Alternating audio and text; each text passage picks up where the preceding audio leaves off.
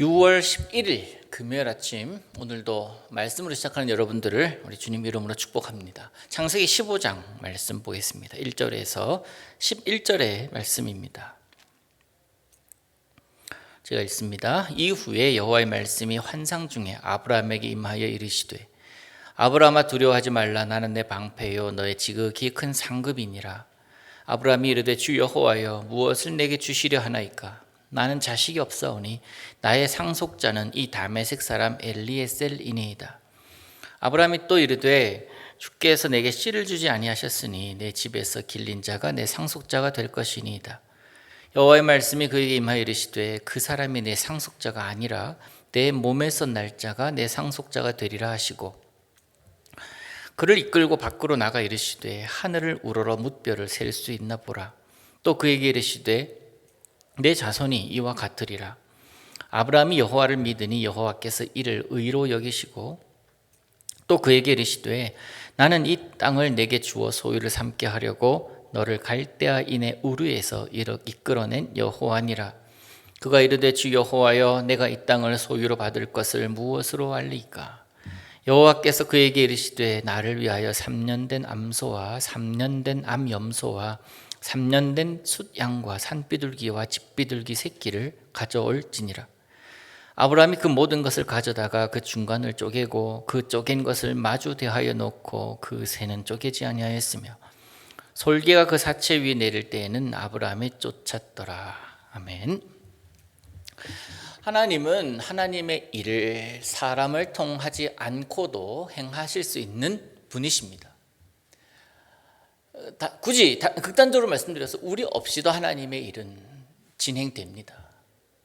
그런데 왜 굳이 사람을 지으셔서 사람을 세우시고 사람을 통해서 하나님께서 그 일을 이루어 가실까 생각해 보면 지금으로서는 하나밖에 없습니다.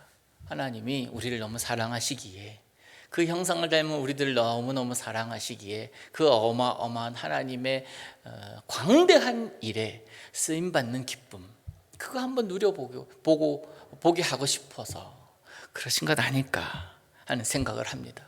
그래서 사람을 통해서 하나님은 일하시는데요, 문제는 그 사람을 통해서 하나님은 영광 받으시기도 하고 때로는 실망하시기도 한다라는 겁니다.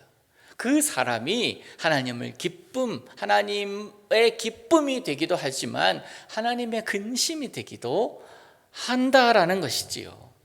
그럼에도 불구하고 하나님은 하나님의 일을 진행해 나가시고 하나님의 나라에 대한 비전이 있으시기에 그 일을 이루십니다. 이 땅에 하나님의 나라를 이루시는 것, 그러면서 이 땅에서도 하나님을 예배하는 자들이 있기를 원하시는 것, 그게 하나님 비전 아닙니까? 그래서 그 나라를 구성하고 계시는데, 우리가 사회 시간에 이렇게 얘기를 배웠잖아요. 나라를 구성하는 요건은 국민 영토 주권이라고, 이 기본적인 세 가지가 있어야 나라가 된다라고 우리는 배우지 않았습니까?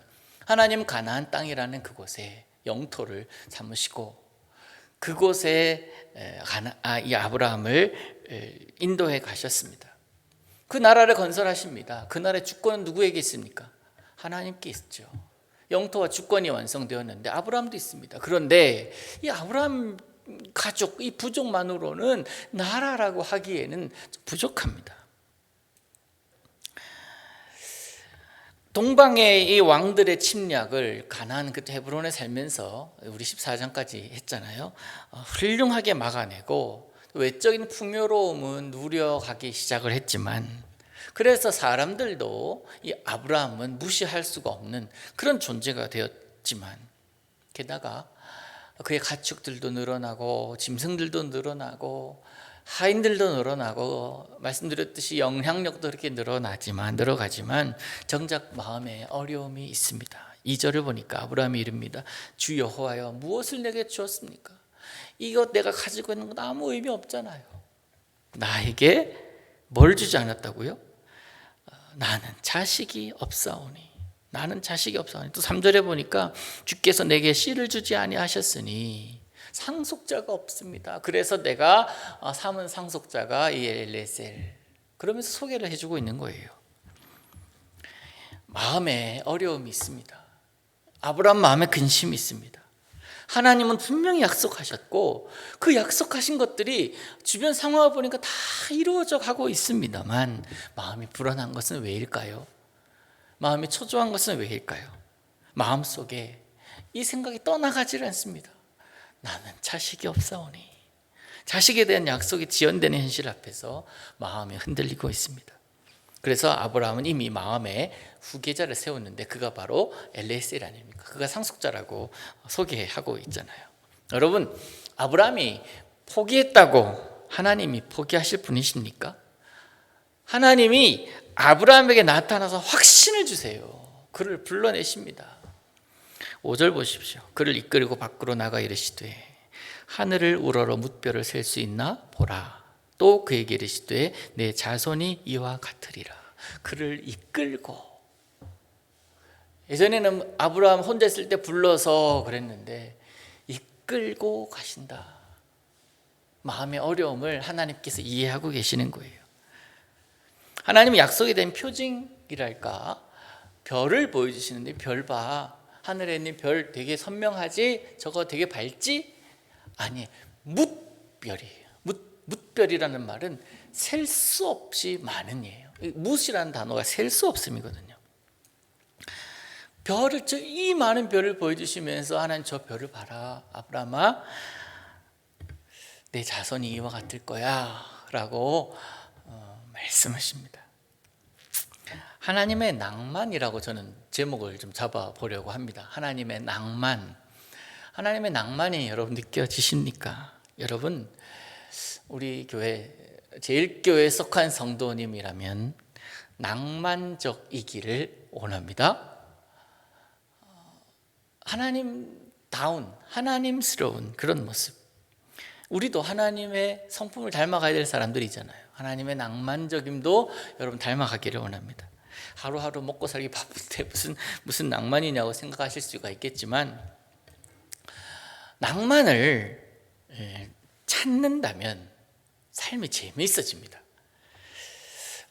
여러분 가운데 저에게, 여러분 중에 이제 한 분이셔요. 많지도 않습니다. 한 분이세요. 저에게 뜬금없이 전화를 하시는 분이 계십니다. 가끔 전화하시면서 이럽니다. 목사님 뭐 하셔요? 네, 저 뭐 책 봐요. 그런 대답을 하면 무슨 일 있으셔요? 그냥 했어요 라고. 그냥 했어요 라는 게 낭만적인 거예요. 이게 저는 너무 좋습니다. 무슨 일이 있어서 그 일로 인해서 뭔가를 전달해야 되거나 문제를 해결해야 되는 그런 문제, 그런 이야기가 아니라 그냥 했어요. 지나가다가 생각나서 했어요. 지나가다가 갑자기 들어오고 싶어서 예배당에 들어왔어요. 햄버거를 하나 사는데 우리 교회 지나가는데 교회 몇 명인지 세보고 그 몇 개를 더 사가지고 교회 들렀어요. 이게 낭만이에요. 계산된 행동이 아니라 낭만입니다. 여러분, 이런 낭만적인 분들이 되시기를 이 아침에 축복합니다. 갑자기 목소리 듣고 싶어 전화했어. 갑자기 어떻게 사는지 궁금해서 연락해봤어. 오늘 아침에 기도하다가 보니까 네 생각이 툭 나길래 한번 연락해 본 거야. 이게 낭만 아닙니까? 하나님은 아브라함이 마음 불안해하고 초조해하니까 환상 중에 나타나십니다. 그러면서 아브라함을 그에게 이끌고 나가시죠. 별을 보여주시면서 약속하십니다. 이와 같을 거다. 과테말라 밤하늘에도 별이 참 많습니다. 그래서 그 밤하늘 보면서 한국과 비교가 안 되죠, 사실은. 그래서 참 예쁘다라고 생각을 하는데, 제가 애굽에, 이집트죠, 이집트 갔을 때 그때 밤에 본 밤하늘의 별, 그때 본 별 잊을 수가 없습니다. 그래서 오늘 그 창세기 15장의 이 말씀을 저는 그때 그 순간에서 정확하게 이해를 했어요. 하나님이 이런 하나님이셨구나. 아브라함이 위로를 받고 이것에 대해서 믿게 됐겠다라는 생각이 그곳에서 제가 했습니다. 하나님께서 아브라함에게 약속하셨어요. 이와 같을 거야. 그랬더니 아브라함 뭐라고 대답합니까? 아브라함이 여호와를 믿습니다. 여호와를 믿으니. 사실 그런데 그래서 여호와께서 그를 의로 여기셨지만, 그런데 이 믿음이 사실 오래 가지 못합니다. 상황에 따라서. 특별히 이 상속에 관한 문제, 후계 문제, 이 문제에 있어서 자유하지를 못해요. 그게 우리 현실이잖아요. 하나님께 약속하셨다 하더라도 상황이 바로 바뀌질 않으니까 바뀌는 그 시간까지 내 마음이 여전히 요동합니다. 흔들립니다. 그게 비정상이 아니에요. 믿음의 조상 아브라함의 모습이었고 지금 우리의 모습입니다. 그리고 특별히 이 상속의 문제, 아내 사례의 권유를 물리치지 못합니다. 그게 그 다음 장, 바로 16장이에요. 다음 장이에요. 믿음을 오래 유지한 것도 아니에요. 금방 변해. 사람이 이래요. 여러분, 구약 성경에서 믿음이라는 단어가 처음 나오기 시작한 곳이 15장이라고 볼 수가 있습니다. 하나님께서 아브라함이 믿었기에 의로 여기셨다고 하셨죠. 그러나 하나님은 그 아브라함에게 믿음을 주시고 약속을 상기시키면서 내가 하는 것 보라고 아브라함을 그렇게 세우십니다. 그래서 아브라함은 현실과 동떨어진 선포라고 생각할 수밖에 없겠죠. 그래도 일단 믿고 나가는 게 아브라함의 모습이었습니다. 여러분의 가정에, 여러분의 자녀들에게, 또 여러분의 삶에 하나님께서 약속하신 것이 무엇인지 명확하게 아십니까? 그 비전을 이루기 위해서 내가 할 일은 그 약속을 믿는 것뿐이에요.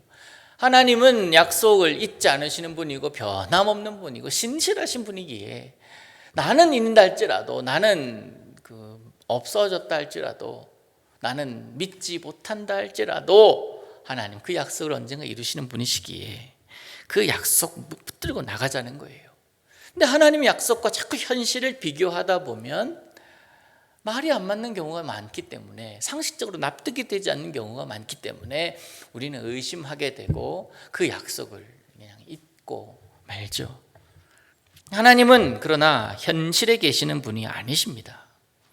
완전하신 주님, 전능하신 하나님이십니다. 그러기에 내 시각으로 현실에 자꾸 나를 비추어 보면 한계에 봉착하게 되어 있지만, 현실을 넘어서 하나님을 보면 무한을 볼 수가 있는 것 아닙니까?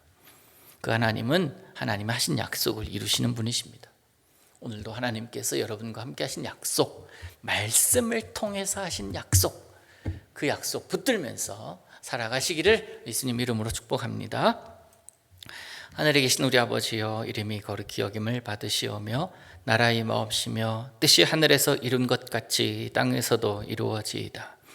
오늘날 우리에게 일용할 양식을 주옵시고 우리가 우리에게 죄 지은 자를 사하여 준 것 같이 우리 죄를 사하여 주옵시고 우리를 시험에 들게 하지 마옵시고 다만 악에서 구하옵소서. 대개 나라와 권세와 영광이 아버지께 영원히 있사옵나이다. 아멘.